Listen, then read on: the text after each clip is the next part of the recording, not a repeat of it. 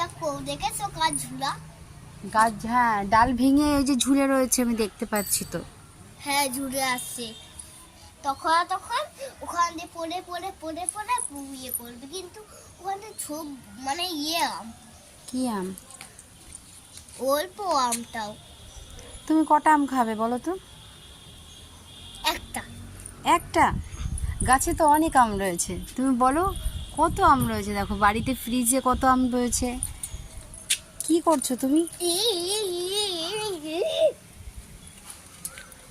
পাপা বাড়ি নেই এমনিতেই, তো বন্ধুরা পাপা বাড়ি নেই।